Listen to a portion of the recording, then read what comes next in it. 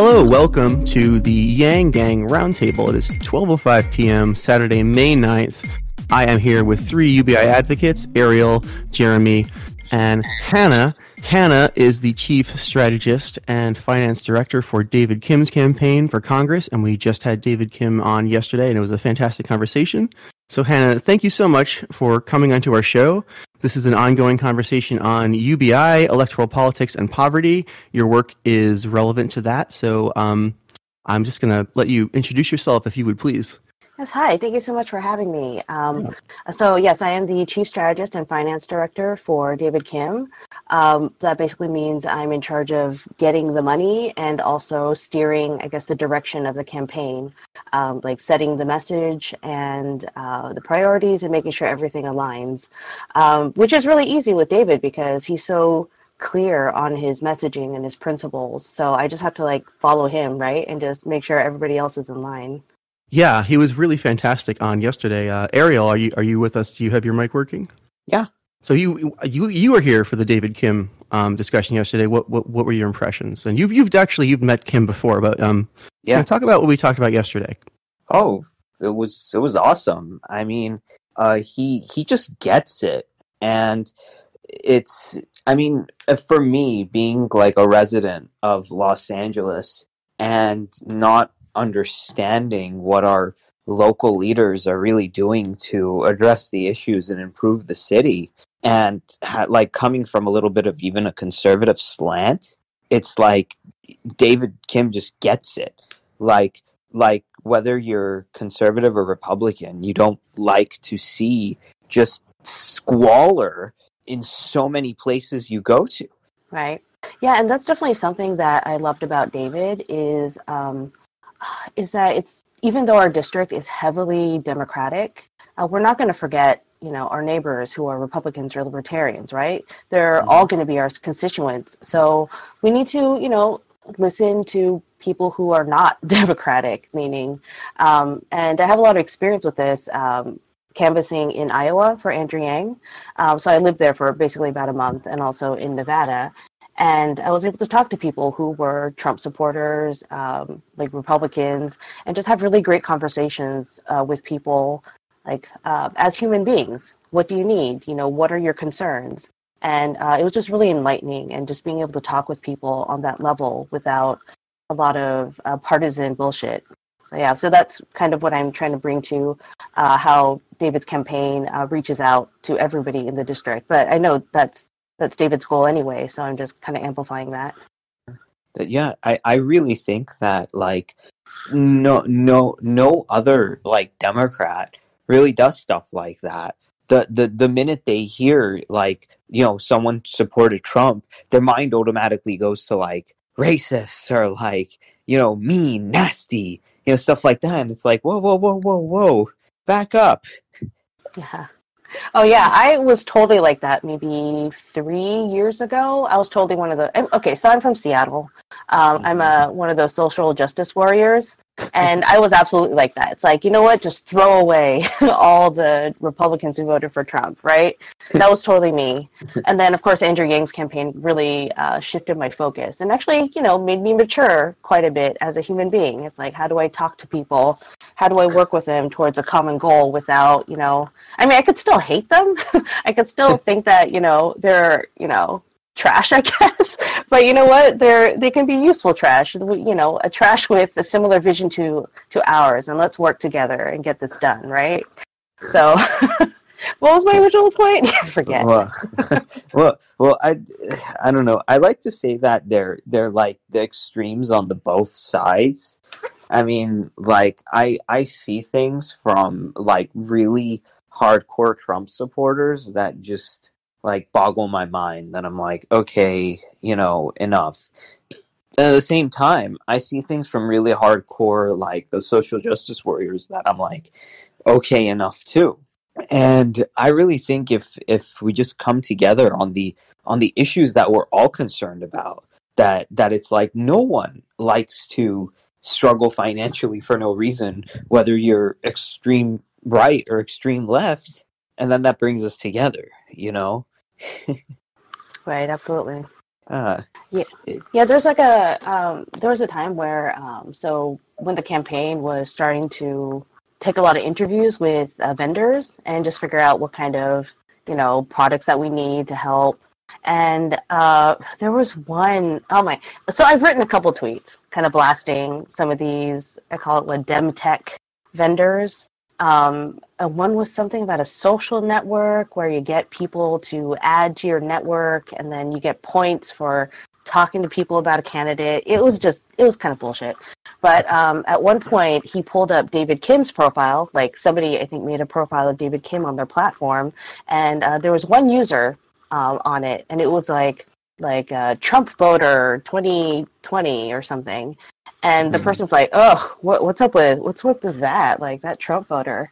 And I had to kind of like gently like do a smackdown. It's like, well, we actually do have a lot of Republican support, and they are going to be our constituents, so we should actually maybe respect them.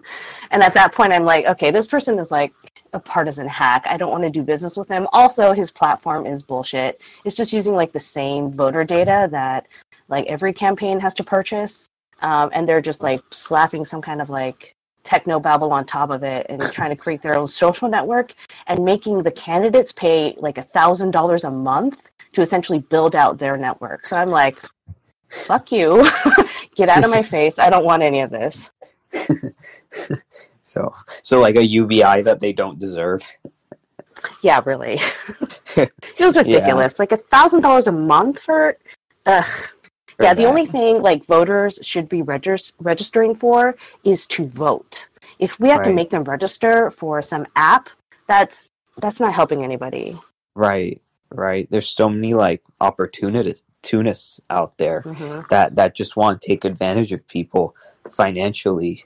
But like the interesting thing is this, like I think like if Trump won the 2016 presidential race, I think that tells us more about how out of touch the Democrat Party is rather than how crazy and bad Trump is. I mean, absolutely. You know what I mean? Certainly. It's like, just absolutely. A complete lack of response from the Democratic mainstream on that. Like their response is no response at all. Keep doing things as per normal and nothing will change. Right. So if Trump is as horrible as you people say he is, why could you not beat him? Right, that's the question. Oh yeah. Right? Yeah, like when Hillary was talking about like the basket of deplorables, I was like screaming, like, what the hell are you doing? It's like you were just throwing away like half the country with that statement, Like not just like bad messaging, but also seriously, you're just gonna discount like half of America? It's like I gotta be honest, a long time ago, like when she said that, I was receptive to the message. I've changed since then, but that was where my head was at the time. I was receptive to the basket of deplorables message. Not proud that I was, but that is the truth of the matter. It works. Yeah. Yeah. Or it doesn't. Well, I mean, it shouldn't. It didn't. I guess it didn't. It works for a minute, because it's not. If you really think about it, it's as you. If you think it through, it's as you just described it. It's ridiculous to discount half of the country who really aren't that different from you. But it's just the same old divide and conquer, and I fell for it. Because some people fall for it. I mean, it works. I'd say that seems to still be the strategy that they're running with now. I mean, you can't have a conversation about Joe Biden and why you should vote for him other than, well, he's not Trump. Right. Like, they don't bring anything to the table. It's just like, well, I'm not this. It's like, okay, then what are you if you're not something? I don't know what we are, but we're not that. It's like, okay, that's absolutely pathetic. Yeah. Yeah, let me just share this experience I had when I was in Nevada. So I was able to attend the last Democratic debate in Nevada. Wait, why did I say the last one? Oh, it's the last one that that I cared about. So I was able to get admission into the Nevada Democratic primary debate. And I was sitting there. It's like, okay, I'm going to just check this out. Andrew's out of the race. Let me just have a listen. And it was like, it might be a little fun, whatever. And I'm sitting there. and like before the candidates came out, like there were a couple like pep talkers, I don't know what you call it, like opening acts. Well, Tom Perez is up there, like getting the crowd all riled up about like Democrats are like the most inclusive, the most diverse, the most women friendly, and I'm like, you motherfucker. And because right after he said that, the candidates all came out, and all the candidates were these white motherfuckers. And I got so angry because you assholes systematically eliminated every single person of color and so many women, like, from that stage, like, systematically. So all we have is like this Mayo panel that we get to choose from. And hey, guess what? The oldest, whitest guy is at the top of it now. It's like, you cannot say that the Democrats value diversity and women and anything if that's the candidate that they came up with. Ugh. I was so mad. Yeah, and not to mention, like, remember. Yang is going last, and he's always getting the least amount of speaking time. It's pattern. And they say, oh, well, you know, it's a coincidence that we made like 16 mistakes in a row. No, it's not. Like, after the 9th one, like, it's pretty obvious. Yeah. Right. I mean, it's no, but it's our news media too. Like, seriously, Hannah, have you ever tried like getting like an interview in any of the local like LA stations for David Kim? You know, I have not tried yet. We're still building up our media strategy, but I mean, the media loves white women. I mean, that's why the sorority of Yang got a good amount of press. So yeah, I was actually at the sorority house for January and also for Iowa and also Nevada. And yeah, we did get a good amount of press, but I think part of it was because it was branded as a sorority, and people are intrigued by that name. It's actually kind of gross, but just seeing how people responded to it. Like, after a while, like in the Nevada house, I was a little bit like annoyed with all these people who thought that it was a party house, and they would just come over without even asking. I'm like, hey, we live here. We're fucking working here. Can you get your ass out of our house, you fucking rando? So yeah. So I feel like maybe, I mean, there was definitely like a marketing genius behind branding it as a sorority, but also like, get the fuck out of here, you thirsty assholes. Just get out. Yeah, I really think that like the mainstream media are some of the, between you and I, like biggest assholes, because they're just all full of stereotypes. They're all full of just like, they never take the whole story into consideration. They chop up, you know, whatever they want. And I remember like at that time of the LA debates, I had this like interview with like one of these, I think NBC4. And then I said that like we as the Yang Gang aren't asking for special treatment. We're just asking for fair treatment. So Right. so they got that. But then when they said like, do you have any like examples of like the media treating Yang not fairly? And then I said, yeah, he's always getting the least amount of speaking time. They keep getting his name, you know, wrong on graphics and this and that. And then they got that. But then when they showed the news, they edited that part out where I talked about that stuff. Right. Oh my Right? God. Yeah, they get Buttigieg right. What? Right, How's that exactly. possible? So it's like, excuse me, like, it's not fair that you have this audience that we don't, and you can just show them whatever the hell you want and Yeah. kind of like control the narrative like this. You scum. It's like, it just makes me mad. It's like, excuse me. It's like you hold like this editing power where you can just Mhm. omit anything you don't like. That Oh my looks gosh. bad on you. Oh yeah. Okay. I'm gonna go back to like the media coverage of the sorority, because I think the last Washington Post article that we had a little blurb in, it kind of perfectly illustrates that kind of bullshit. Like, so we were able to be in like a Washington Post article about how people are still campaigning for Andrew even after he dropped. And I think the only section about the sorority that was in there was talking about how the founders, like Katie and Danny, were like rollerblading around like an early voting site, and that's all they focused on. Oh, they were going around and rollerblading, making them seem like vapid, party girls. And it's like, do you not understand that this entire operation of setting people up at like 13 different early voting locations, that was the fucking sorority. I was up until like 4 a.m.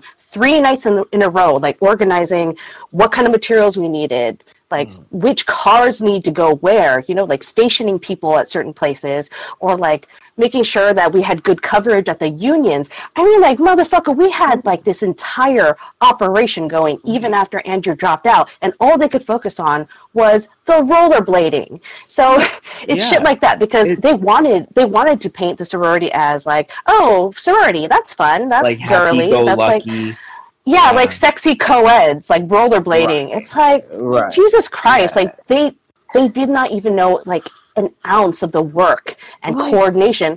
We had like a giant precinct map of like Clark County, and like we had a data analyst scrubbing through all the data and targeting different areas where we had the best chance. Like this, like the polling locations that we selected were data driven. Oh my gosh, like there was so much work that went into it, and nobody even knows. People just think, oh, they just set up a table at this place. No, it was calculated. There was so much work and thought that went behind it. Unbelievable assholes. I mean, like, it disgusts me. Who reports on the reporters? Who reports on these news stations? Like, seriously, it's like, but we have the same problem. Like, who polices the cops? Like it's so messed up that these dysfunctional power systems that sometimes do the opposite of what they're supposed to do. And it's like there's gotta be something that there's gotta be like a citizens journalism or citizens, policing, something to counterbalance the weight that these institutions have. It's like, the news is supposed to be a watchdog, but then it's like they've gone from being a watchdog to a lapdog for the people that they're supposed to be. They're all for profit now. Right. Yeah, they're all bought up by these giant, media companies. Right. So it's like, it's no wonder there's no independent media anymore. Right. Aside from like citizen journalists. Right. It's not fair. But like that's why we create stuff like this. That's why Shael like produces stuff like this, because it's like, hey, like you people aren't getting the full story. It's it's sad. Yeah, I really love this. Like, thank you for setting this up. I mean, having these discussions, especially among people with different points of view, is really valuable. It's something that we really need right now, because not every policy discussion needs to be emotional and like cutthroat, right? Oh, yeah. Like, can we at least all like understand that we want the same goal ultimately? It's like we all want like humanity to be bettered, or society to be better, we like our health, yeah, exactly. And I mean, unless you're like an anarchist or like some kind of nihilist, you'd be surprised in general. But but oh no, I'm not surprised. I have some friends like that. like no, but here's the part that pisses me off the most. Like just in general, like you're told when you're younger that if you study hard in school, that you're not going to live like a life of like worrying and stress and like things like that. And just, I was always told, like, focus on your studies. That's important. And, you get through that and you do your due diligence, in your studies and in school, then, you get work. And then, from there, you can work your way up. And, with a college degree, you'll bypass all like the minimum wage stuff and at least go into something with like a mid-salary range. Well, and then for our generation, it all turned out to be bullcrap. It's like we were gaslit into adulthood. And I loved when Yang hit on that. I remember when he did that thing when it's like, this is basically what older people are doing to you. You know, they're shafting you. They're going like that. And then when they're shafting you, they're going, your fault, your fault, Exactly. your fault. You know, it's like, no, it's like hello, you older, like some of these older people, you designed this dysfunctional economy that we live in right now, and you're blaming us for it. Blow it out. And they don't. They don't acknowledge any of the benefits that they received to get them to that point. Like FHA loans. Hello, I mean, it's also like part of like systemic discrimination. It's like all those FHA loans that allowed people to get, you know, low interest housing. That was only available to white people for the longest time, you know? So it's shit like that. It's like, you don't think you got a hand up? Are you serious? Right. Yeah, do you not know history? They're all just the biggest hypocrites on the face of the earth. And you think I started life with a small loan of $1 million? You know? Right. And in what world is $1 million small? Hey, you know what? Hey, Donald Trump, why don't you just give Americans a small stimulus of $1 million? Right. You know? Oh my gosh. Right? If Trump thinks the loan of $1 million was so small, just why didn't we get that in our checks? You know, it's small, right? Let's write Trump a letter, like the whole country. Hey, can you just give us a small check of $1 million? You got that from your dad. What about us? Right. Right. Oh man. Let's see what their response is. No, I'm being serious. You think $1 million is a small number? Well, then let's get it. Let's get it in a check just for this month. Hey, give us a small check. That's the only time. I think that's the only time that Trump really minimizes anything about himself. Right. Yeah. So, no. Look, like this is what I'm talking about. I'm talking about you have to be smart. You know, using these same arguments that Republicans use against them. You know, and if it's not going to work. I'm sorry, it's not going to work. See, it does. Sometimes the issue is no. Sometimes the issue is that people think humans are logical. That is so not the case. It is so not the case. You cannot use formal logic. You have to really go on emotions, you know, because that's how people really. That's how people really like go to believe things. Because you could logically show them that they're wrong. They're still not going to believe it. They're going to just like change their worldview to adopt this. What's it called? Cognitive dissonance. Oh, yeah, you know, Ariel had just been talking about this recently. He just posted an article on cognitive dissonance, and I was just talking to Ariel about like emotional reasoning and the other day, and we were not recording, just about like, you know, winning over people. And I completely agree with you. I'm glad you're talking about it. Right. Yeah, and I actually feel like maybe that was kind of the problem with the whole Bernie bro thing that happened. Because I was a Bernie supporter in 2016, you know, and I still like mostly kind of respect him after 2020, but yeah, I think the problem was that people thought, why aren't you succumbing to this impeccable logic? Like, you must be stupid for not seeing how right I am. And that was the problem with the rhetoric. People thought that logic would win over people. It's like, no, that's not the case. You're actually pushing them away, number one, by saying my logic is infallible, and number two, you are an absolute idiot, you know, fucktard, whatever words they use, if you don't go along with my logic. What a tragedy to build a series of complex campaign strategies on this fundamental attribution error, right? Right. Yeah. It's so crazy, but you know, I read like a little meme thing, and it says like, well, like if capitalism is so great, why does it need socialism in a form of a bailout every 10 years? Right? Like, it's so like, you know, so it wasn't, if it's real capitalism, like these companies won't be getting all this free money from the government. It is basically you just like I mean, it's so messed up. No, like so then I'm like, okay, so we just have socialism for Wall Street and capitalism for everyone else. Right. I mean, like the corporations, though, they're just using whatever works in their favor. So they don't care about ideological purity either. They just want to make money because they are legally bound to make their shareholders money at whatever cost. Right. It's just like a funnel of money directly from the government over to them. Money that they didn't earn, they didn't work hard for. It has nothing to do with their merit or their skill or anything. It's just basically, if you ever played video games, it's just a cheat code. a glitch, like the coding of the script in the software is like rigged, Right. right? Well, I mean, is it a cheat code if you have somebody like working on the inside, like actually programming it in for you? Like, I mean, I'm talking about lobbyists here. Right, exactly. It's like they're Is programming. it a cheat code or is it a backdoor? Right. No, it's both. I don't know. You can call it whatever you want, but like it's like this, and then to get us to like look the other way. If you ever seen the movie Up, it's like squirrel, squirrel, squirrel. Like that dog when they would say squirrel, and he would like turn his head. So for the Democrats. Dog. Right, yeah. So for the Democrats... Actually, I don't think I appreciate you, like, dragging Doug's name through the mud. Right, yeah. I like that sweet soul. Right, yeah. No, I'm not talking... I'm talking about the distraction. But yeah. But anyway, so for the Democrats, squirrel is like identity politics. And for the Republicans, squirrel is like saying the word socialism.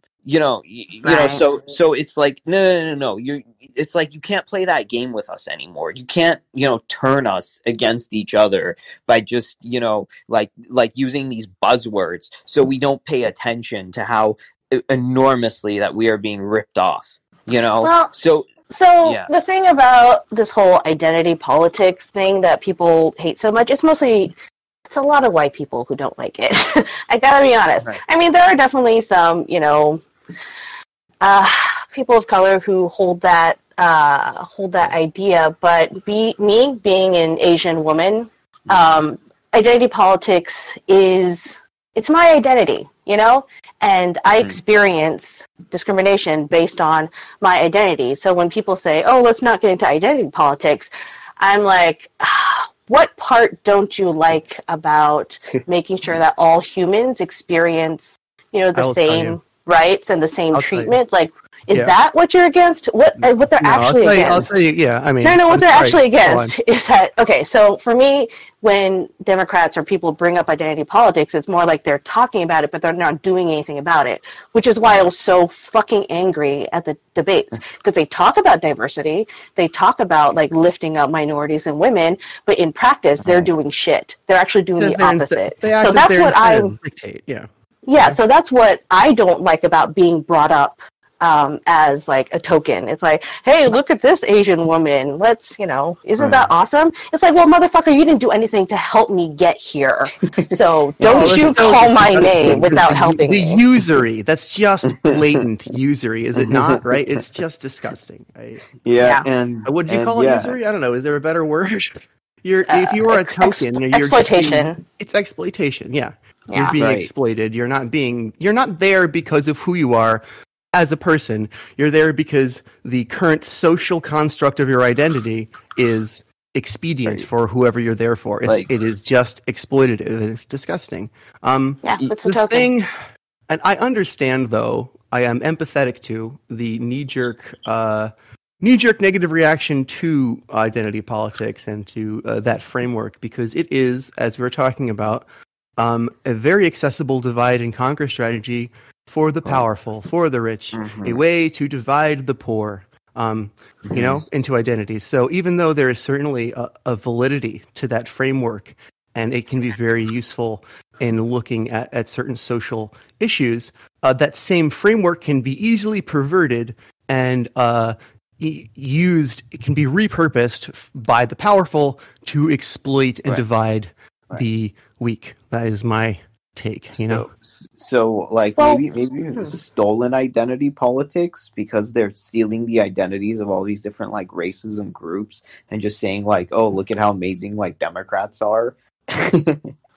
Well, I mean, for me, I wish that whenever people would bring up, say, it's like, hey, look at Andrew is, an Asian man, and it seems like he's being ignored in this way. And when people immediately say, oh, that's just buying into identity politics, they're completely ignoring that there's an actual issue here. It's like there's a reason why people are crying racism when Andrew is being ignored. It's because there has been a past. There has been like a systemic erasure of Asians in the media and wherever. well, So instead of actually well, grappling with the actual issue, they're just saying, "Oh, you brought up race," and I, as a white person, have never had to think about race ever in my life, and it makes me uncomfortable. So you shouldn't talk about it either. So that's what I'm calling bullshit on. well, I hear you, really, and I understand you, and I completely would be frustrated in your position. I completely understand what you're saying.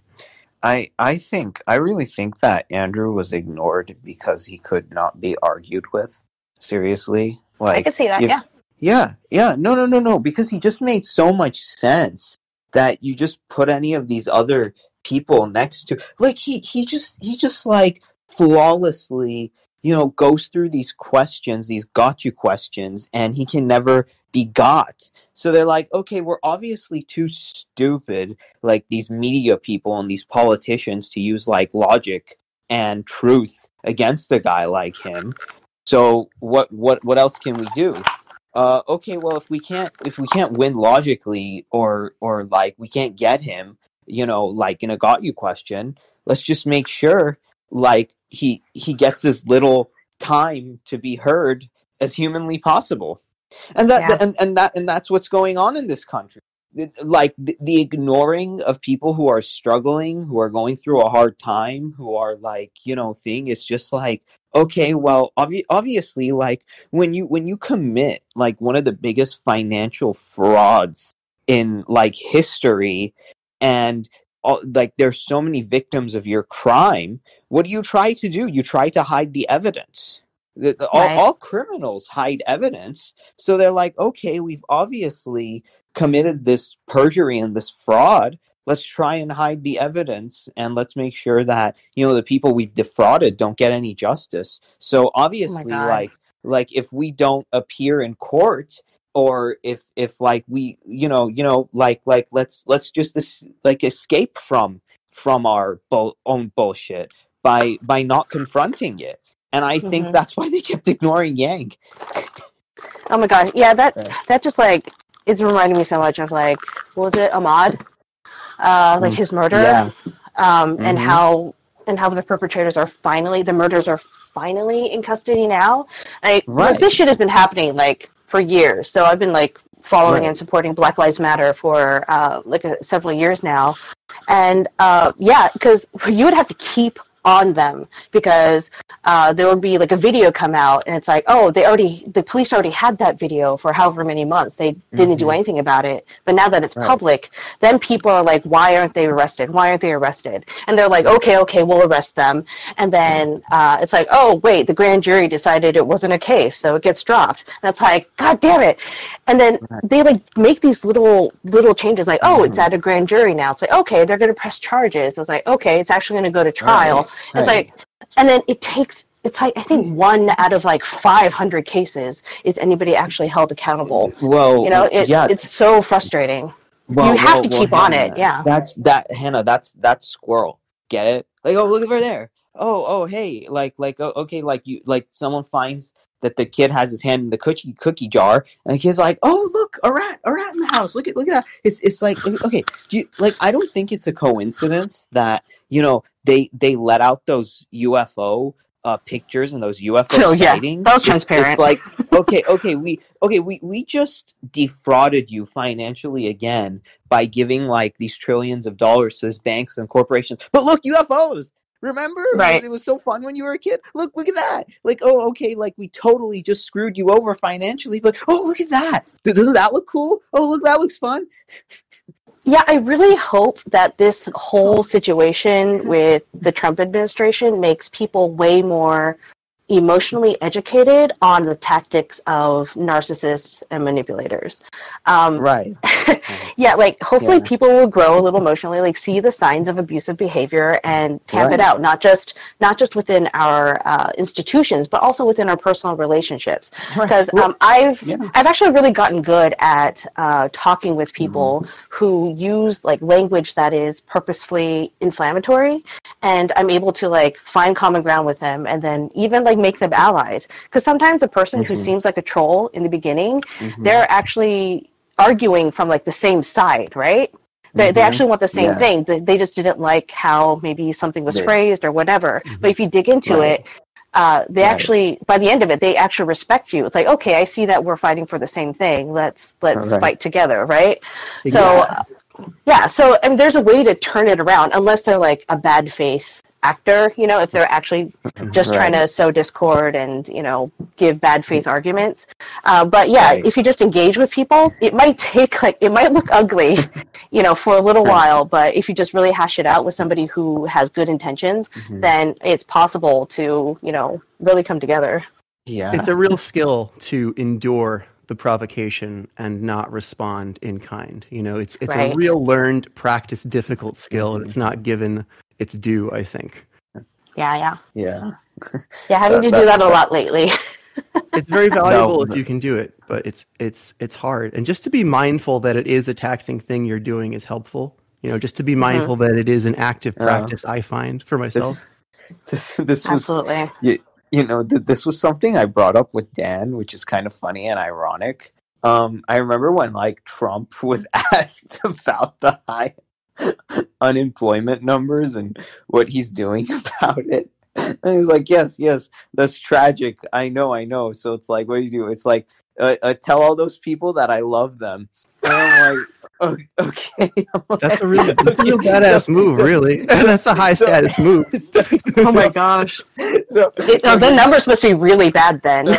So this was so hilarious. So I said, okay, so the next time I get a bill or the next time I owe money to the IRS, Hell yeah. I'm just gonna put I love you in there. No, I'm gonna say I'm sending Trump's love.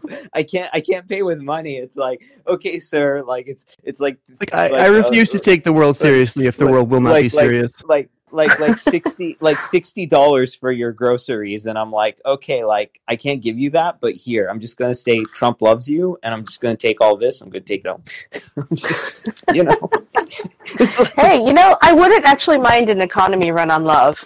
I actually wouldn't mind that at all. I don't feel like love can be transactional. Right. It's like, well, you know what? It's kind of like when Republicans just say we're sending thoughts and prayers. So then I'm like, okay, I'm not going to vote for you, but I'll send you my thoughts and prayers. It's like, I'm not donating to you. It's like, well, in that case, I can just send the IRS my thoughts and prayers and not have to pay them anything, right? Right. It's like they use the rhetoric as an excuse to say, oh, look, you're doing a shitty job. Well, I'm just going to use these fancy words to sound really nice and not pay attention to the actual work that I have to do. It's like, Right. Oh my gosh. Okay, so I'm going to go back to my social justice warrior thing. So it is really interesting to see white people who don't want to deal with race at all, adopting the language of social justice. And so they say things like, oh my gosh, you're being racist against white people, or yeah, that's clearly you're gaslighting me, or they're just using all these terms that they learned from Black Lives Matter and other racial activists. And it's like, well, you're kind of missing the fundamental point that racism has to do with power. So there's all these white women who are butthurt about being called Karen or Becky, And it's like, hey, did you just not see that there was a black man who was just out jogging and got murdered? Talk to me when there's a mass murder, a systemic murder of Karens and Beckys. I'm just come on, people. I mean, I don't believe most of them are truly feeling the emotion of outrage. I believe most of them are in a sort of narcissistically calculating way going, I can take high status here by claiming that I am plausibly outraged and I will get attention and I will get what I want. Yeah, and actually white women should be thanking people of color for their status in society, because the biggest beneficiary of affirmative action is white women. So there you go. They should be fucking thanking us. I don't even understand this whole thing where, I mean, the degree became the end all be all of society. I mean, that's what really drew me into Yang. I mean, he just said what the hell?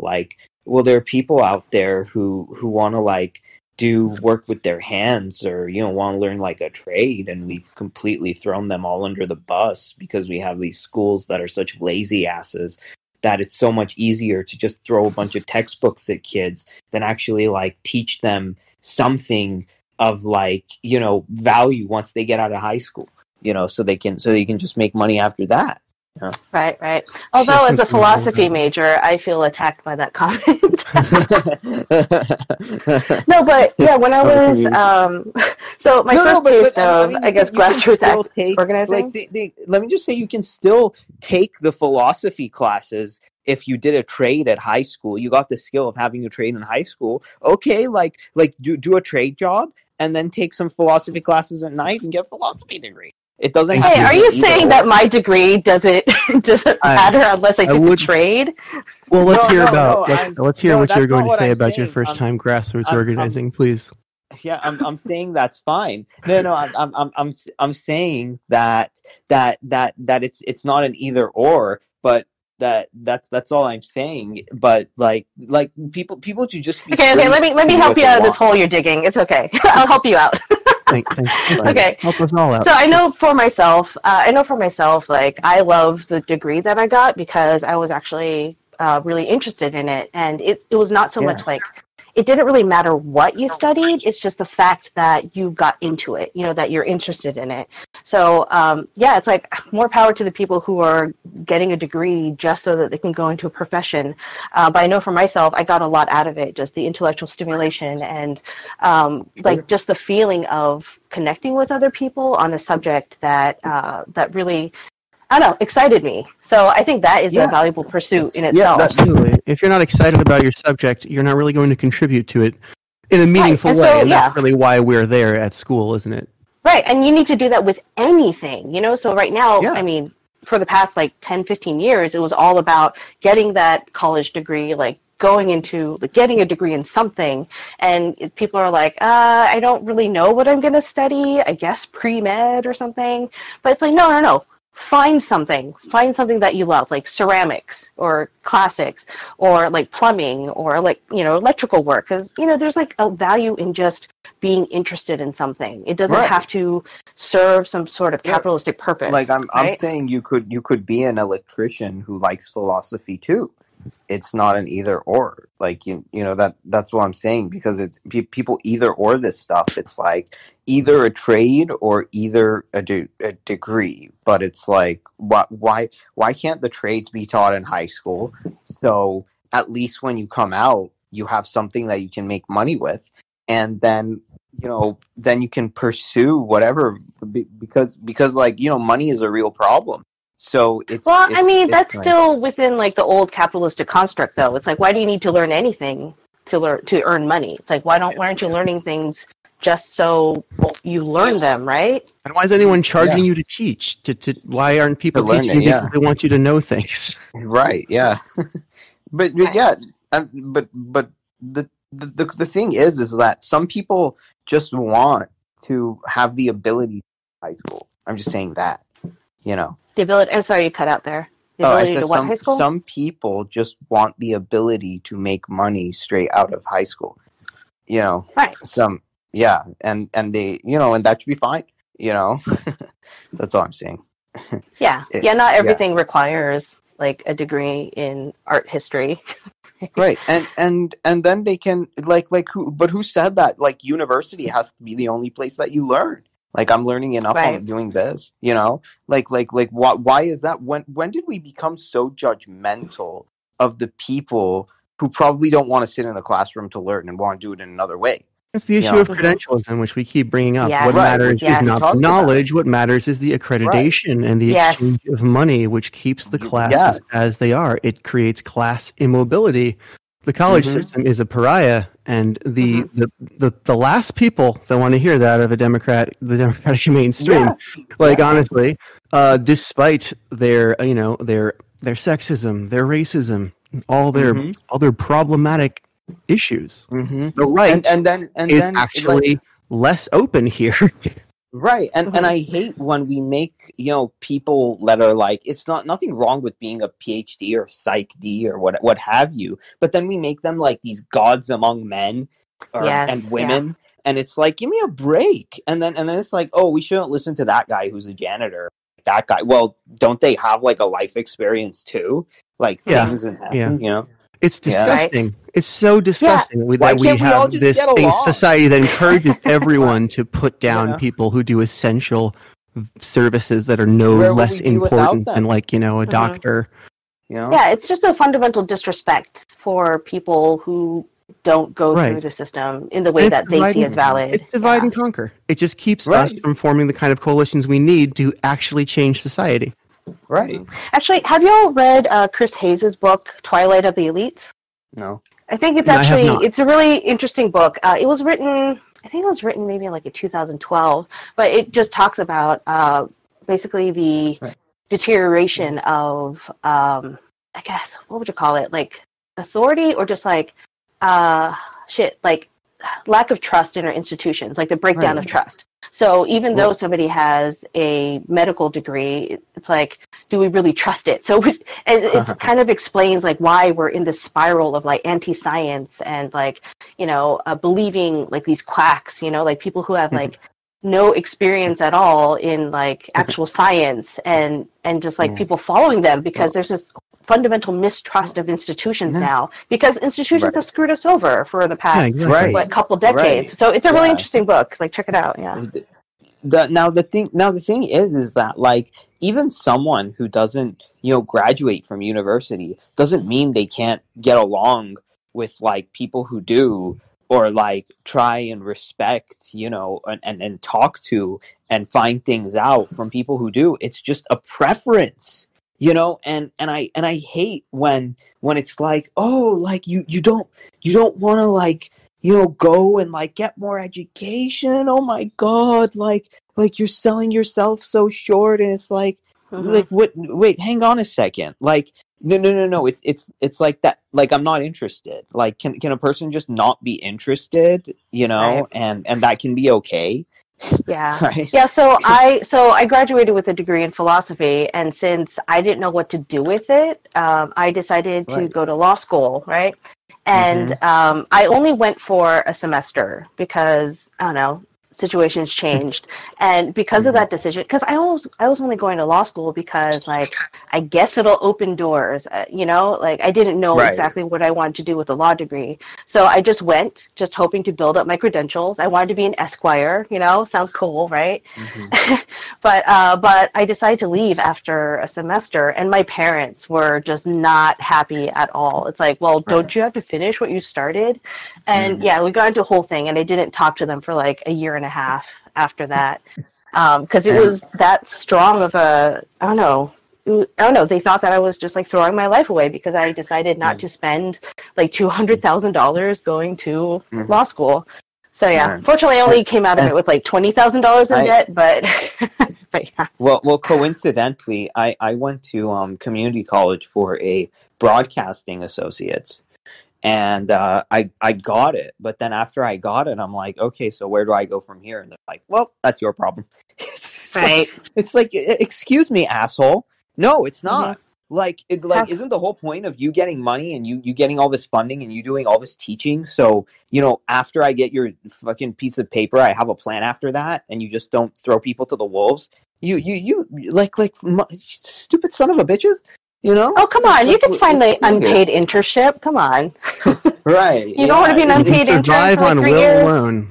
Just stand outside. Just stand in the doorway when you're not working. Those are also and no, but here's the funny part. Like I went to then I went to university to get like a communications degree because that was the closest thing to like broadcasting.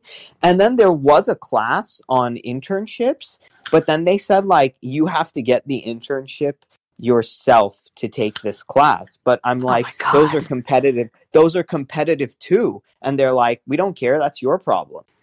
Assholes, absolute assholes. It's like, you pieces of crap. Like, I'm getting so mad. It's like, no, excuse me, we're the young people over here and you're the older people. You're supposed to know more and you're supposed to be helping us more. You're fucking pathetic. And how much you're money paying them for the privilege. Right, exactly. You know, actually, this is why I really love the whole, now that I think about it, I really love the whole 10 for 10, like student loan payment option, where your student loans, like for 10 years after you graduate, you pay 10% of your income, and that's pretty much you paying off your student loan. That's basically like paying the universities on contingency, and I think that's perfect. It's like if your students are unable to get gainful employment, then you shouldn't be getting much.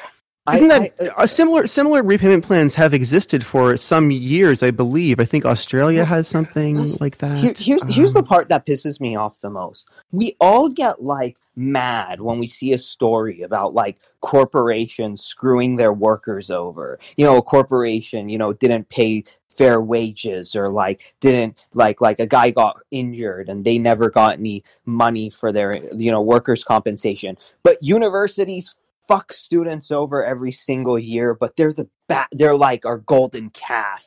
Education. We can never say anything bad about them. Oh, praise education. Oh, it's our God. Right. Like give me a break. Right. Right? Yeah. Like this veneer of like using the word education is like this thing where everybody's like, oh, in education. Oh, good. So you're saying it's become a sacred cow. A taboo. It's you're right. Calf. The liberal left culture has a ton of sacred cows that they feel everyone deeply, like in their hearts, believes, and that they must be the stewards of. Like that's one of them. Like everyone secretly cherishes our education system, thinks it doesn't need to be changed, and is a perfect institution. When in fact, it's a pretty bad institution in a lot of the ways we've been talking about, and a lot more we haven't even touched on. More education on the phone in your pocket than like sitting on a classroom looking at a textbook. I mean, like times have changed, and they don't care. It's like for the Republicans, the sacred calf is the Dow, died for the Dow, and for the Democrats, the sacred calf is no matter how much student loan debt you take it on because that degree is like the end all be all. And they're both up their ass. Sorry. Yeah, I feel like progressives have like so many. Like progressives are. How do I describe it? It's like they're chasing after individual things that they lose sight of the systemic solutions, right? So I feel like a lot of progressives are afraid of UBI because it would do away with a lot of the piecemeal like solutions that they're putting together, like food stamps. Yes. Like, oh my gosh, what are people going to do without food stamps? And oh my gosh, what are people not going to do with like the WIC? You got to begs the question: why don't they go to their underlying reasoning? Why do we forget why we support WIC in the first place? And I honestly, I would assert, people are afraid to go outside the Overton window simply because they will like lose social status. They might lose their job. They'll be chastised. I think it's just we have this level of fear. We have this level of responsibility that people pretend they have, and if you are in the liberal elite, and it lets you, it really kind of handcuffs you, We have this, thing of like paternalism, this sometimes liberalism that like, look, it like the father always wants to like say, I only do this for you because I want the best for you. And but sometimes like they just want to feel better about themselves. And they're like, someone is reliant on me and that just makes me feel good. But that person does not want to be reliant on you. That person wants nothing to do with you. And you're forcing them to because of your means testing. Exactly. Yeah, that's exactly it. There's a fundamental mistrust of people also baked into it, because it's like, why don't you just give people $600 like every month instead of $600 worth of food stamps, right? Yeah, it's this and then what's their reasoning? Of worthiness. Yeah. What's their reasoning behind it? It's like, they might spend it on drugs or something. It's like, why do you care what they do with it? Why are you trying to police their behavior? How many people on Wall Street are spending it on drugs now? Exactly. Bunch of assholes. Right? And nobody cares about the drug use of rich people, right? It's just bullshit. It's just propaganda. It's just indoctrination. People believe. Right. People believed it a long time ago, and they're now sort of pressured into continuing to believe it, and it costs them, being the beneficiary of this bad system if they speak out against it. Right. Yeah, and there are a lot of things that would be vastly improved if we just started thinking systemically as opposed to just like whatever Cherry is picking. hot at the moment. Yeah, hot at the, like with the charity industrial complex. Like I don't know if you've seen the documentary, like Poverty Pink Ribbons Industrial. Inc. Yeah, it's talking about like the Susan G. Komen Foundation and Oh my God. all the marketing and fundraising around breast cancer research. I think breast cancer research gets like an inordinate amount of funding because of this marketing machine that they've built. I remember It's not that it's a bad.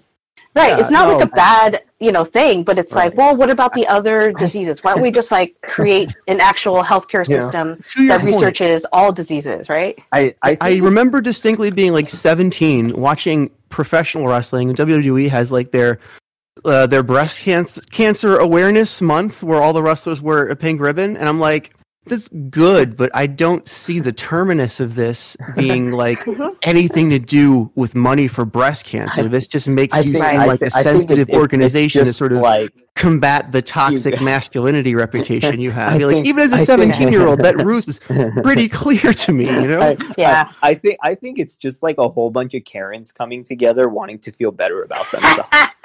Hey, you're appropriating Karen. That's our word. Who gets to be a Karen? Whose word is it? Let's hash it out. That's fine. Susan Karen. Oh, no, Karen. But you can only use it if you know the difference between a Becky and a Karen. Please enlighten us. No. You gotta look it up.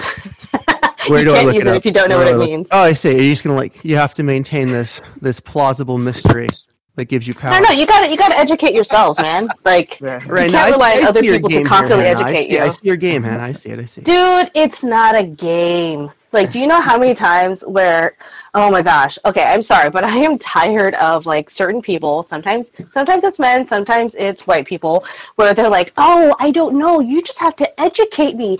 And I'm like, motherfucker, there's a fucking internet. Can you like go and look something up instead of using up all my emotional energy and That's making, true, but here's the thing. asking for a personal tutorial. It's like, just look it up. Go to somebody you trust. It's like most of the people, I don't even know them. So take a little personal responsibility in your own education, because if you actually cared about women and people of color, you would do it on your own. So there are times where I had to have the same conversation with people about why they shouldn't say the N-word. Oh my gosh. Yeah. And then I had to repeat it over and over. It's like, oh, if you actually cared about this at all, you would look it up and see why, instead of like just battling with me every time I call you out on it. See? So it's one of those things where you got to do it on your own.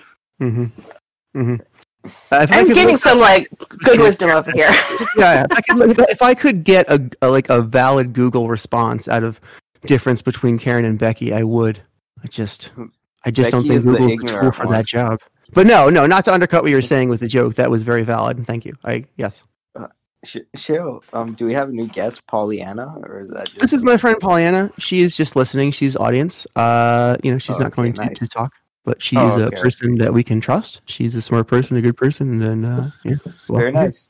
I like that. Yeah. She also is a UBI proponent. So excellent, and that's what makes it so wonderful about you. That it crosses all these lines. Oh, here's the thing, Hannah. I think it's a great idea for David Kim and Daniel Larson to have like a chat together. I think there has been a request made, yes. Yeah. To follow up on it. Or at least, I don't think he's followed up on it, really. We need more Republicans running under UBI, because like that's the appeal. It's like, it's not a nanny state. The money's not like attached to some gigantic bureaucracy. And it helps business. So there you go. Like that's the like conservative appeal to it. By the way, like I looked up some of these salaries of these unemployment insurance claims people, and they're from like 3,000 something a month to IT people being like 10,000 something a month. Oh my god. So basically, if you think about it, it's like, you know, like if we did just a straight UBI, then like boom, like we'd save so much money on these bureaucratic jobs. But I think that's what the government doesn't want. Like I think there's like a paternalism industrial complex in our own government, and that's why they don't want the UBI. If you think about it, paternalism industrial complex. What would that entail? Yeah, just like a lack of, you have to cede a little bit of control. You got to actually give people some freedom. So of course, they don't want to give any of that up. Like so the paternal industrial complex is like the bureaucrats basically who administer who is worthy and who is unworthy to almost a lot of people's detriment. Mm-hmm. That's why like money takes so long to like get to people. Like if you make a mistake and you're like late on your taxes, like they can charge you a penalty. But then if they make a mistake and they're late on like your unemployment, do they ever give you extra money for being late? No. Right. So what's that all about? Why doesn't it work both ways? Like the government never has to like pay extra for its incompetence and its stupidity and its mistakes, but we do. But we should be in charge of the government, we the people. So it's not we the people if the government just gets to make all the mistakes it wants and never suffer any consequences. But at the same time, like we have to suffer the consequences when we do. It's not a level playing field. Right. Yeah. And I'm just really surprised with like Republicans being okay with all these corporate like bailouts. Okay. Handouts. Okay, I understand. Okay. Maybe I should separate like actual Republicans who actually feel like it's a bad idea, like the voters, as opposed to Republicans in the government. And of course, we all know it's because they're getting a bunch of money from these corporations. And I do not see how they rectify that. Like it's all about free market. It's all about free market. It's like, why are they propping up these failing businesses? Because they're only socialist when it helps them. Yeah. I mean, here's what I see. Some Republicans, the ones who are really tuned in, are going, with some nuance, going, I don't like that they're giving it to these big businesses, and those Republicans lean more libertarian, but they go, they don't like it. Some don't, but they're still Republican for whatever their reason. Their ideology remains, and there are some that simply believe just unquestioningly with a faith that whatever Donald Trump does is good, and that's why they support that. So I mean, I feel like that's kind of the reasoning that we're working with. We're working to try to. It's not logical, right? It's not logical but it's kind of good. It's kind of good to know the base of the person you're trying to win over, and I feel like those are kind of the two most common places people are coming from. Mm-hmm. Mm-hmm. What's support for Thomas Massey when he tried to delay the passing of the First Care Act? I mean, so like the effort from the conservative side, I mean, it definitely does exist. But that did not gain any traction whatsoever. He was quickly ostracized. Right. He said let's get this. Well, first he was like one of those like extreme libertarians for like everyone should be walking around like an assault rifle. So I'm like, man, I don't like this guy. I think he sucks. But then when he said, wait a minute, let's get all this money and just divide it between all the American people, and it would have been more money that we've gotten the stimulus check if we divided that whole thing just between every American in the country. And then I'm like, hey, I'm not opposed to that. I think that's a better idea. That's actually a level playing field. But then he just got like attacked and screamed at and shouted at for it because of course, like our corporate overlords aren't going to like you to bring something like that up. So we're going to have to shut you down. Right. Yeah, UBI is like such a pro-free market policy, because it's like instead of funding companies, like select companies or industries, why don't you let the people decide what they want? Because like, don't you think a bunch of people would get like solar panels, and put it on their houses instead of like buying gas if they had the choice to, Yeah, exactly. Like, how do we win those people over? I mean, let's talk about those people.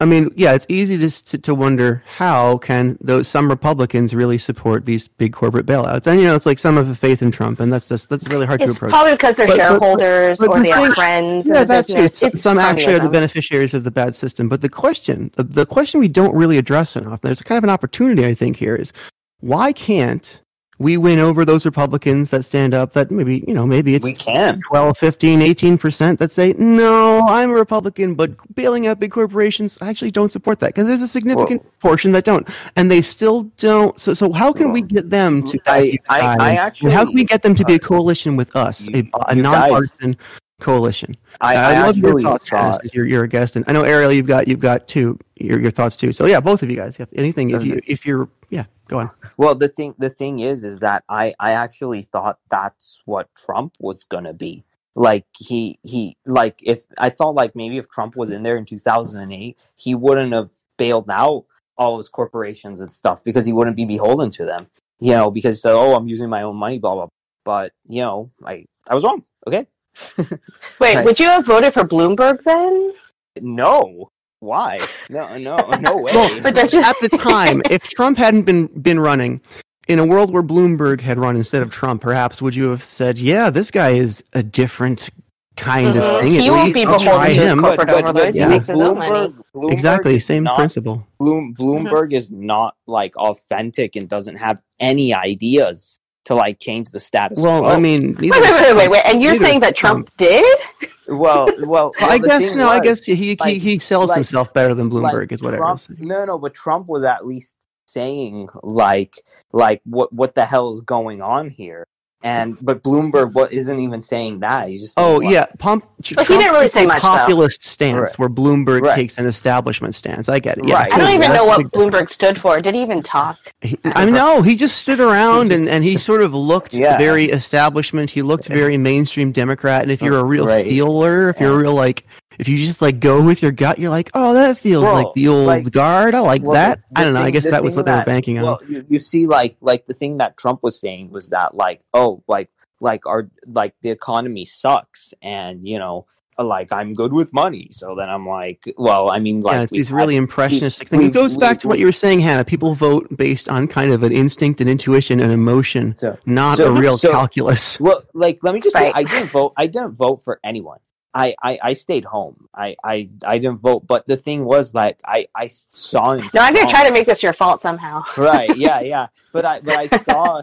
But I at least thought that, like, okay, well, at least like okay, with Trump, like we don't know what we're getting, but with all these other people, we know what we're getting, and it sucks. So I'm like, okay, well, like Trump either he can suck, but he cannot suck. But at least, like, there's a chance that something different may happen. But it was all just the same. I totally see that. Yeah, right? People wanted something new. Yeah. Right, exactly. But then when I said, okay, like, you know what I wish? I just wish we had 8 years of Yang instead of Obama. Oh, of course. I mean, we can all wish for all kinds of nice things. Right, yeah. But that, you know, actually my dad, who's like a hardcore Trump supporter, he said if we had 8 years of Yang instead of Obama, that would have been well, that's nice. That's good to hear. Yeah, that's good to hear. It's like, but we're just up against this establishment brick wall of the legacy media and the establishment institutions of, you know, academia. Oh yeah, I've been like anti-establishment since at least 2008. Like I participated in the Republican primaries that year. Right. I was at Occupy Wall Street.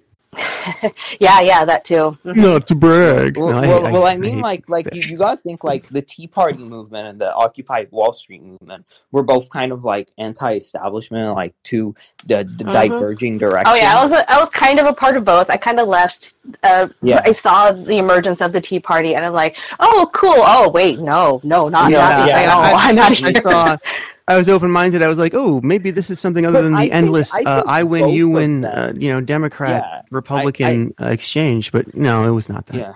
But both it's like all those like conspiracy videos that went around. It's like the first part is like, okay, that makes sense. Okay, I see. And then it's like lizards. It's like, okay, you went off. Oh, yeah, that's where you turn it off. That. No, exactly. Yeah. You want to give them a chance. Oh, man, you have no idea what I've... Right.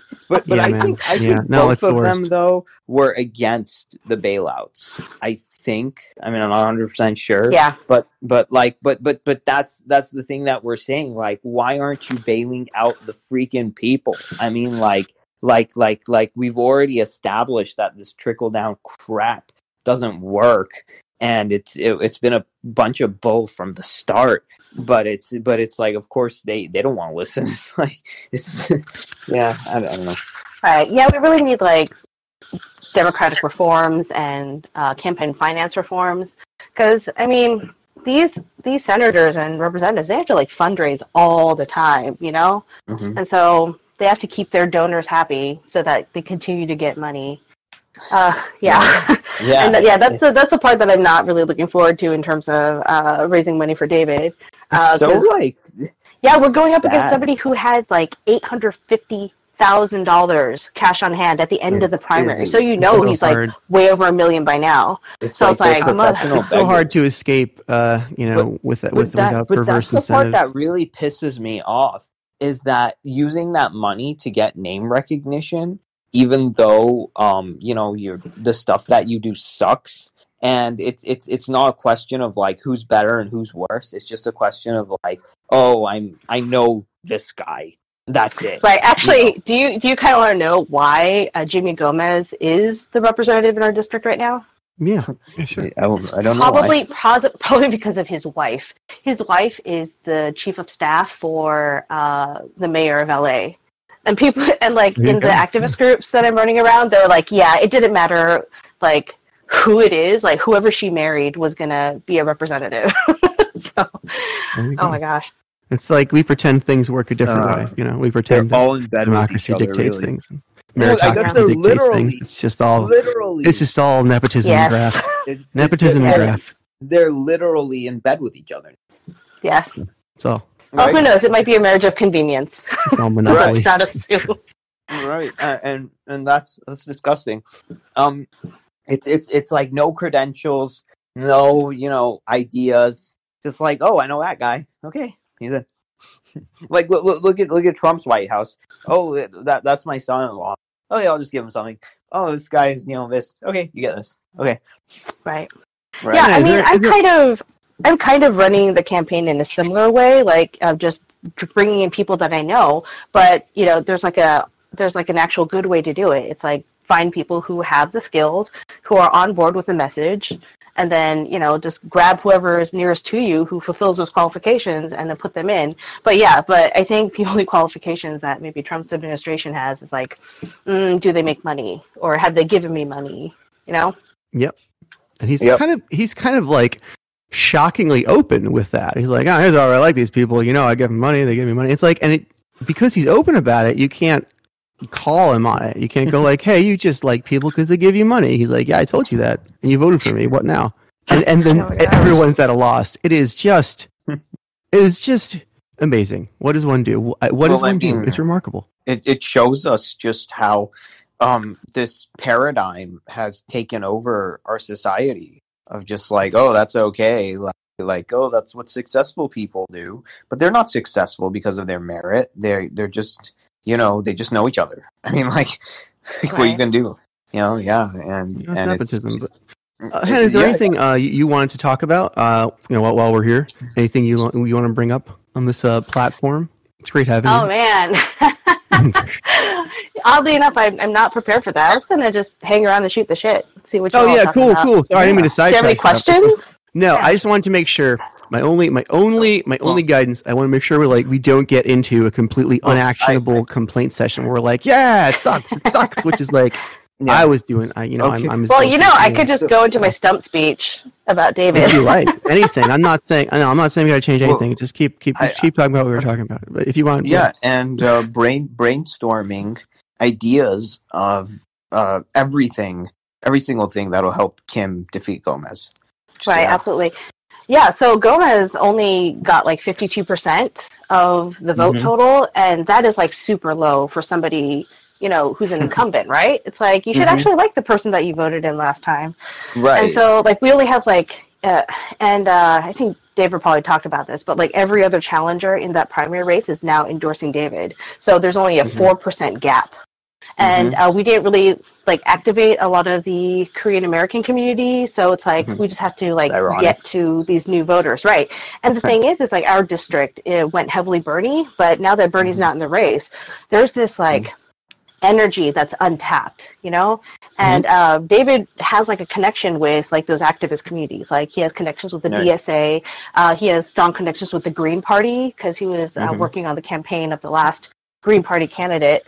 And so there's he's actually building a coalition, and internally we like to call him a unicorn. Right. So we're building a huge coalition. I'm really excited. Oh, hell yeah. Yeah. So I didn't really have a connection. You know, like let me just tell you personally, Hannah. Like every time I go into downtown LA, which is like going to be the district that David Kim is, going to be the congressman of if he wins.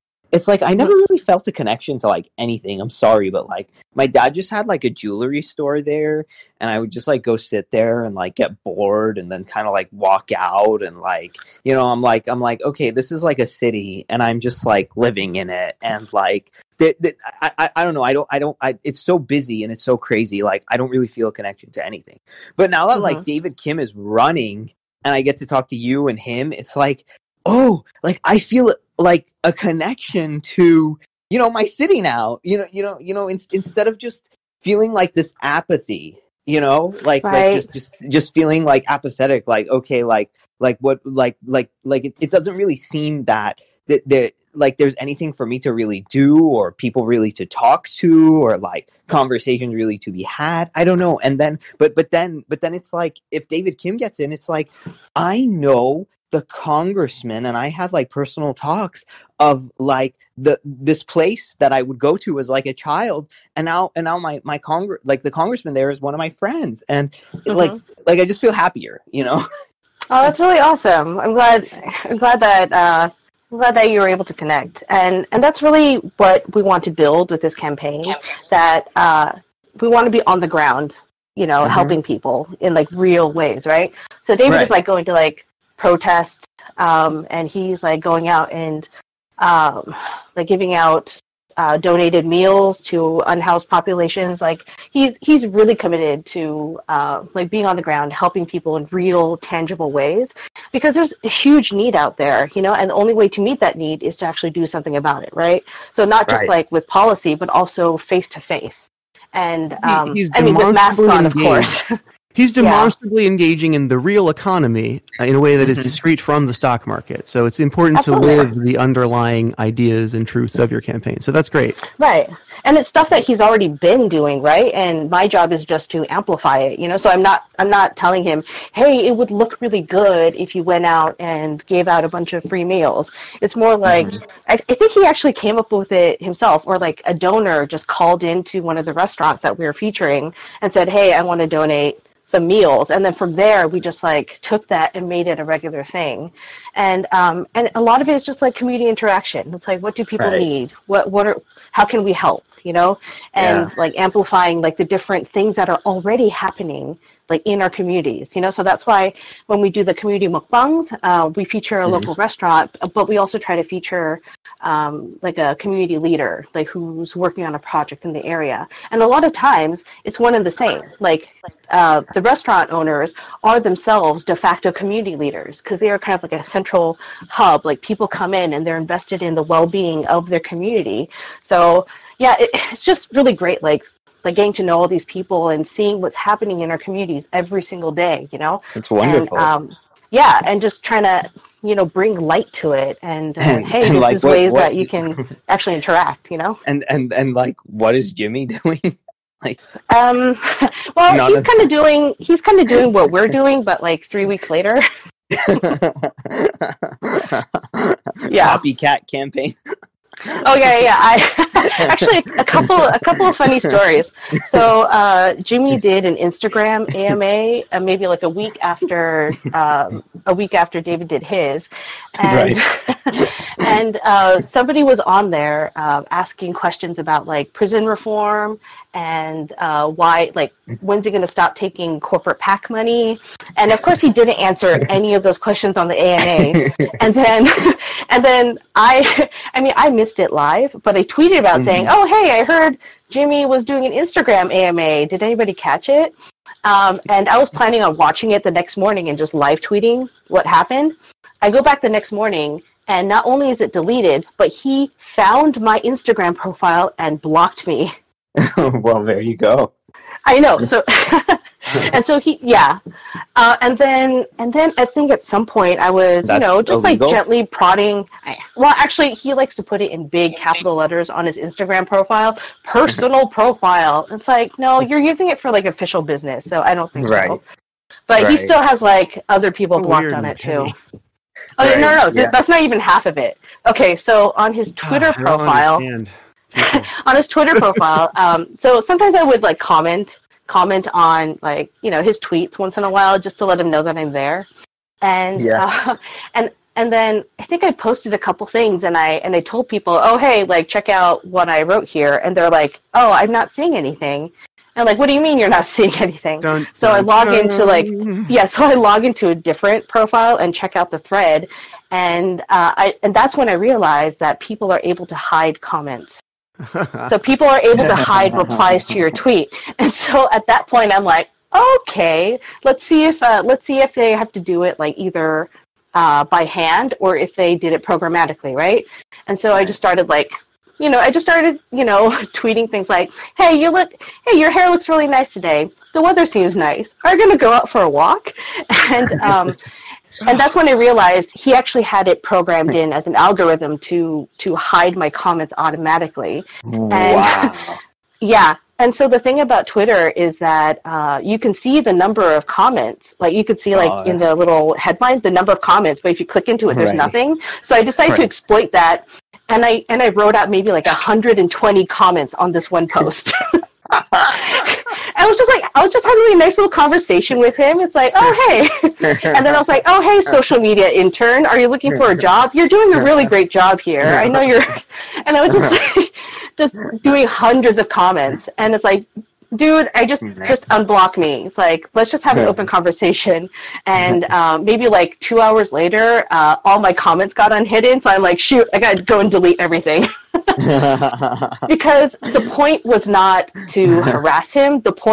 I was trying to make the point that why are you hiding discourse? It's like, I just want to have like an open discussion about this. And the fact that I resorted to trolling, that's just a tactic to make a very specific point. So I'm like, okay, let's have a truce.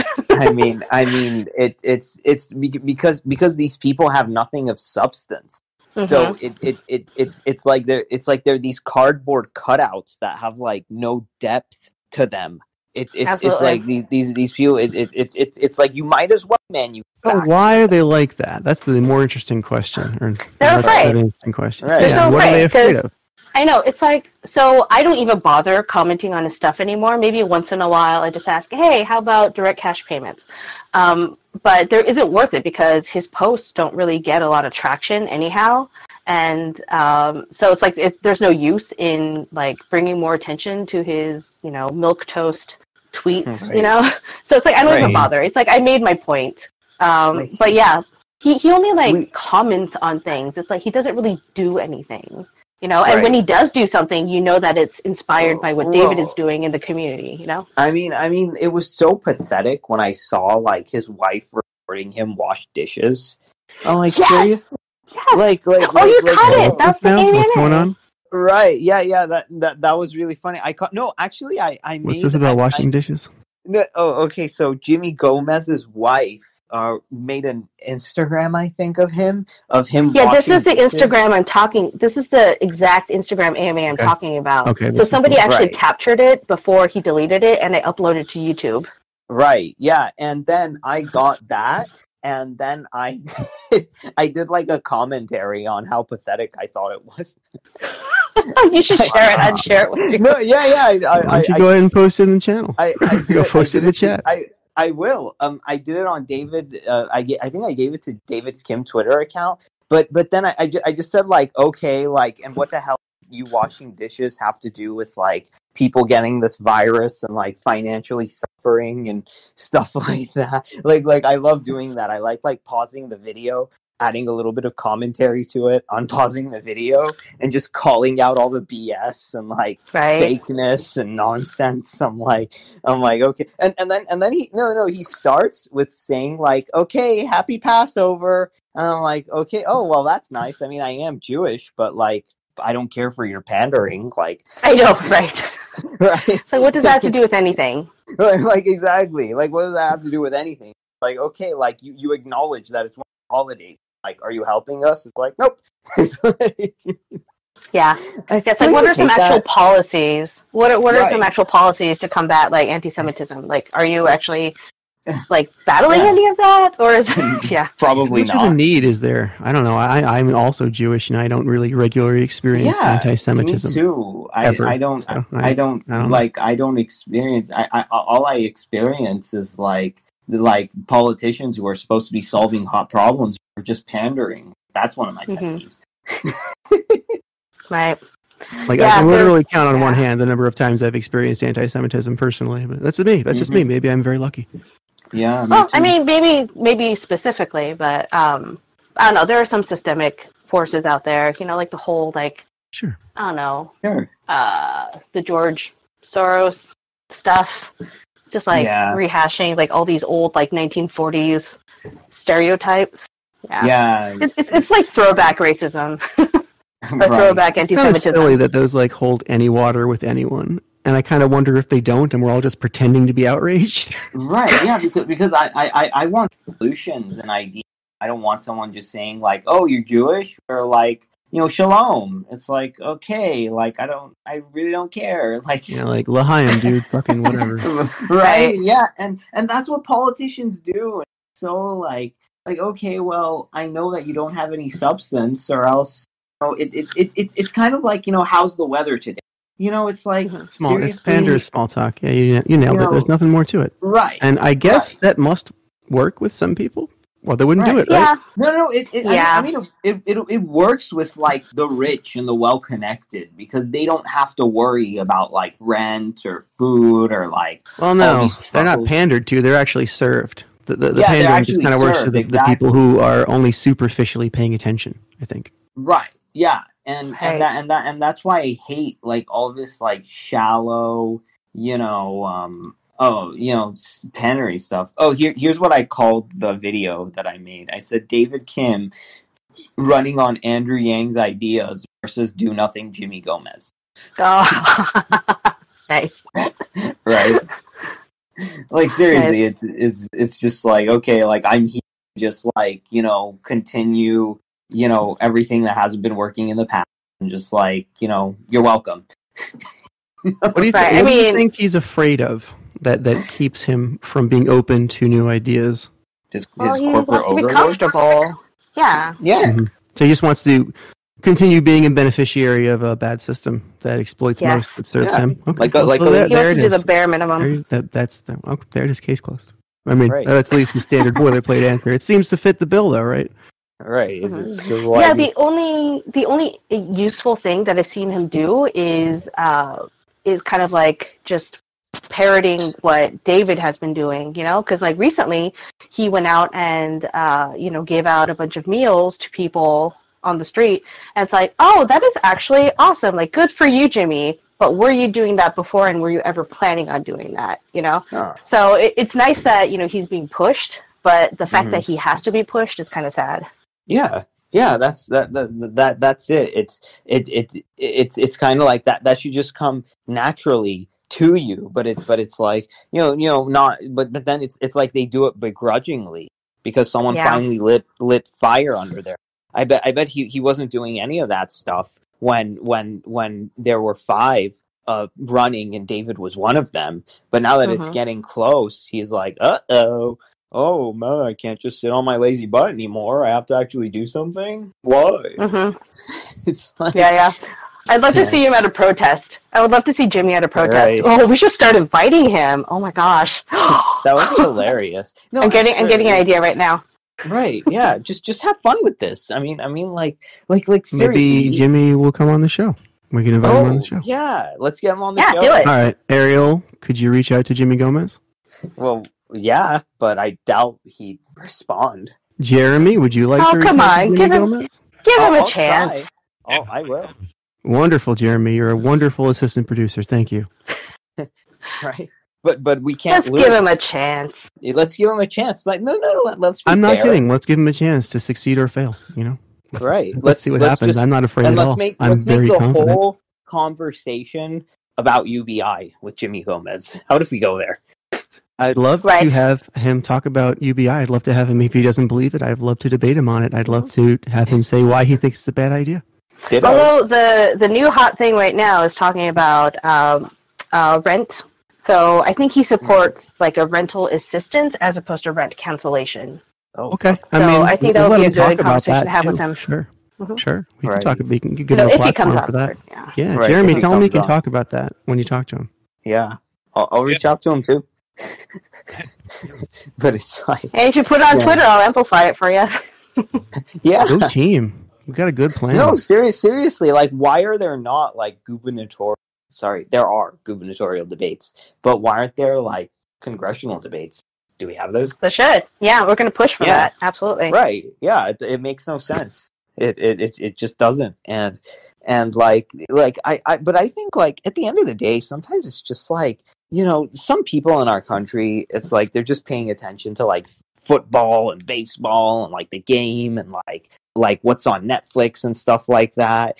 And like all these do nothing politicians just slide right under their nose. Yeah, we know that, but we got to now start asking ourselves why. We got to understand those people so that we can make them our friends, so they will work with us. Yeah, I'm not opposed to that. Yeah. Now that there is no baseball, football, or basketball, maybe they'll actually start paying attention to politics, right?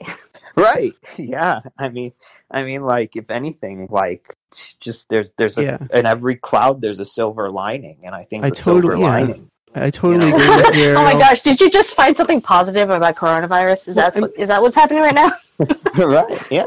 It's good to point out that many people are superficially engaged in being the architects of their own society and chiefly interested in the opiates of the masses, football, etc. Whatever entertainment, bread and circuses. But what's key is that when we reach that like vector of our reasoning, we don't stop and dehumanize those people. We have to think, okay, why are they that way? How did they get that way? Do they like being that way? Do they want to be that way? What do they want? And what can I do to make them my friend? What can I do to make them work with me?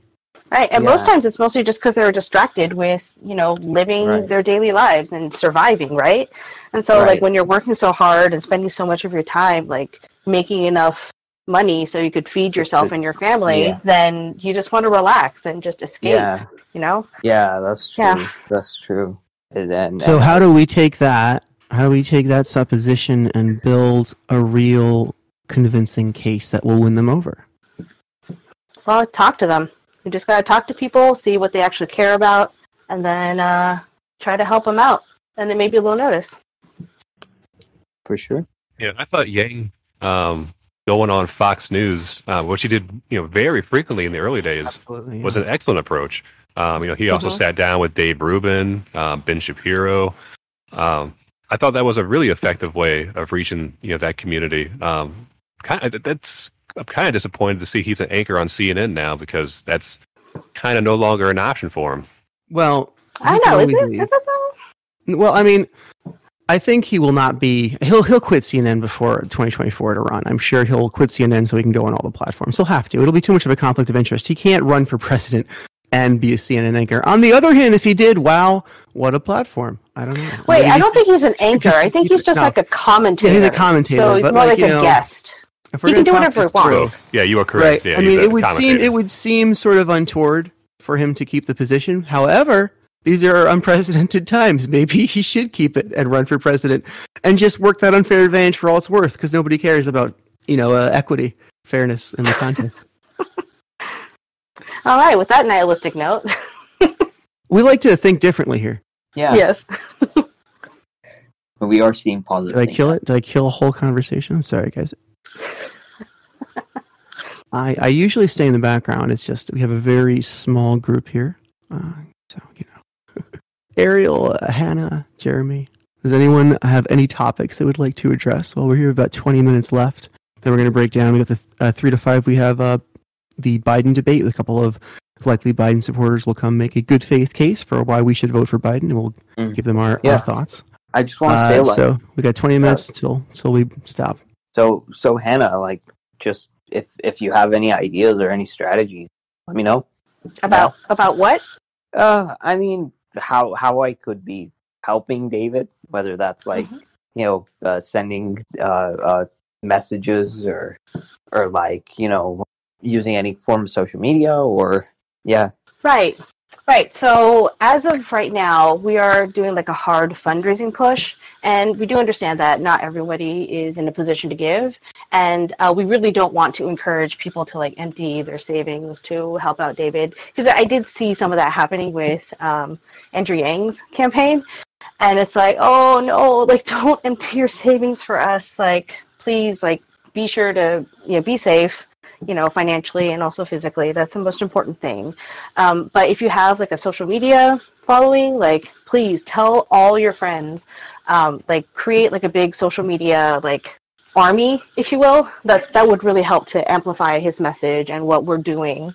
And also tell your friends, if you have people who are connected, please put them in touch with us, because this is like a national campaign. It is for like a specific district in LA, but it is also the 10th poorest district in the nation. So we can't really rely on, actually it's immoral for us to be asking people who are suffering right now to give money towards the political campaign, right? So we're really relying on people outside of our district who are on board with the movement. They want to see universal basic income. They want to see Medicare for all and a housing guarantee and a human-centered economy. And people who care about that and want to push that forward, like this is the district that can win, and we can get that into Congress. Like that's why it's a national race, or that's how I'm trying to run it. So please, like amplify the message, give if you can. We have a pretty high earning threshold or fundraising threshold we want to hit for this election cycle, because Jimmy already has $850,000. It's probably over $1 million at this point, and we need to like fight that machine, So, and also we need people who with various talents, So whatever talent that you have and you want to contribute, voice acting. Please, hell yeah, we'll figure out a way to use that. I mean, I just wrote like a comedy sketch like not too long ago, so like that's gonna go in there. We need video editors. We need people who do graphic design. We need people for like text banking, phone banking. I don't know, like people who know how to do email layouts, that sort of thing. Yeah, we could use a whole bunch. Jimmy has this, like how many dollars machine, but like he has no compelling message. So I mean, yeah, it's all from like corporate PACs, really. Right. Yeah, so it's mostly from corporate PACs. But like I don't care if like Bloomberg spent like enough money to like give a whole like monthly somewhat UBI to the whole nation on his campaigns. Like he spent tons and tons, and he only got American. So I wouldn't be too worried about it. Mm-hmm. Well, but still, like, this is kind of a really important race. I think David is a real valuable voice for the entire Humanity First movement. Yeah. For Jimmy's, like the amount of money that Jimmy has, like, if he has no substance behind him, right? It's not. I don't know. I just don't think it's something too much to worry about, because I hear you. But at the same time, it's like we have been doing a lot. We've been maximizing what we've been doing with what we have. I think David's entire primary budget was like $35,000 compared to like the $700-some thousand that Jimmy spent, right? Right. And so that's the thing is, I'm saying you're worried because he's tons and tons of money, and no, it's not. It's not just about spend. It's not just about monetary spend. It's also about. So we have maybe about 20, 25 really dedicated volunteers who have been like putting in a lot of time and talent into this campaign, and nobody's getting paid. I'm not getting paid. I'm working full time. I have not been I'm not going to take a salary until we hit at least $500,000. So it's like I want to make sure that our people are taken care of, because we have people working on our campaign who are currently unemployed, right? And they are putting in so much time. Yeah. So I want to make sure that we take care of our people, and and yeah. So it's we got to have some money. So if you support the work that we're doing, that's the way to do it. Like find people to help donate and raise money for us, because it's not just about ad buys. And or like buying, or like I don't know, making it so that our operations are possible. It's also compensating like the good work that our people are doing right now. Okay, that makes sense. It's fine. Check. But I just didn't want you to worry too much about Jimmy has all this money. Oh yeah, we're gonna kill it. We're gonna kill it no matter. Yeah, that's okay. Yeah, I'm totally gonna work to the bitter end. Like I'm dedicated to just investing all of myself into this campaign. It's kind of like my life's mission right now. I told David that I swore a blood oath to him. I would die for this man. Okay. Yeah. Cool. I mean, we are here because we feel that way about basic income. That's why we do this show. Just because. Yeah. You cannot buy passion, and it's something that David Kim said yesterday. And, absolutely. If there's like an iota of justice, he will win. Yeah. Yeah, and actually there have been people who approach the campaign asking if we have any paid staffer positions, and it's like, sorry, no. No, it's like it is kind of like, I don't want to exploit people and their passion, right? But it's like, if you're not willing to work towards this thing, if you don't believe in this campaign enough to put in some labor and show your passion for it, I'm not going to give you any money up front. If any money is going to go to people, it's going to go to people on our staff. Like if you see like the vlog series that Dolly has put together, like it's like amazing, and all the artwork and the digital graphics that like Sue is making, and Min, our branding strategist, and like Alexander, and like all these data analysis that's happening. Like, oh my gosh, there's so much work going behind the scenes here. Like, we have a freaking machine behind this campaign. Like, people don't even know. Like, people are kind of underestimating us at this point. But there's a lot going on, and I want to take care of my people. Yeah, and we want to take care of your people too, because there are people. I told David Kim we will be happy to produce any media for him we can. If he would like to pitch me on an episode for promotional use for his campaign, I would love to do that for him. Anything we can do, we are at his service, we're at your service. So we're all in this together. Awesome. Thank you so much. I really appreciate it. Of course. I really appreciate you. Thank you. So let's say we got about 13 more minutes. Is there any other topics you want to cover before we start to wind things down, do the outros? We can just cut it off here, actually, if we want, if we're all done. This is we've all kept a pretty long conversation going with just the four of us. Mostly just Hannah and Ariel. Thank you, both of you. And thank you, Jeremy, for what you're always fantastic. It's great to have you, Hannah. Do you want to give any, closing thoughts or anything? Yeah, thank you so much for having me on here. It's always nice to unleash a little bit. Yeah. I'm glad. Yeah, we have. I love giving little insights into this campaign and what it's like to be, a first-time campaign staff. This is like my first campaign that I'm actually running, so I'm a total first-timer. David's a first-timer, and we're all just kind of running this thing by the seat of our pants, but we do have some experience behind us, so we're kind of putting into action. It's very experimental, so it's exciting and fun. So I really love having the opportunity to just talk about it and share the experience with everyone. I'm so glad that you're talking about it and identifying it for what it is. Don't lose that experimental nature. Don't let people indoctrinate you into doing it wrong just because they've done it wrong. You're doing it right. Right. Right. Thank you so much. Have confidence and faith in yourself and your team and in David Kim and in this movement and in Andrew Yang. Yeah. So, yeah, there we go. In Andrew we trust. In Andrew we trust. Gotta trust in something. So, yeah, let's call it there before I get into a series of vocalized pauses that will not end. Ariel, would you like to give your Twitter and say goodbye? My name is Ariel. You can find me at Ariels_Armada on Twitter. And I'm also on YouTube as Revolutionary Thinking. You can see that video I did on Jimmy Gomez. Thank you, Ariel. Sorry for cutting you off. Jeremy. So much for coming on our show today. I think it's pretty amazing that it was so easy to get you guys, or to get you and David on the show. I think your openness is really respectable. And we hope to have you on again. But if anybody wants to follow me on Twitter, hit me up at Jeremy Sammons1. That is JeremySammons and the number 1. Thank you very much, Jeremy. Hannah. Yes, I'm on Twitter at NowHannah1. It is a palindrome, so NOWHANNAHWON, and that's primarily where I do most of my campaigning. I'm also on Instagram at Hannah, the number 4 UBI. But yeah, and follow David Kim 2020.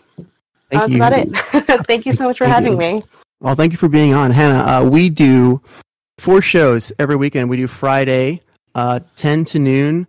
We do Saturday noon to 2, and another Saturday 3 to 5. And we do a Sunday 4 to 6, all times Eastern. Now that you're on my Discord, you're welcome to drop in anytime you'd like to just be an audience member, or if you'd like to participate in any of our open or moderated discussions, please do. You're always welcome. And my Twitter is at ShaelRiley. So thanks for listening, everybody. Thanks for speaking, everybody. And we're going to be back in about an hour with the Biden debate. So hopefully we'll see you again soon.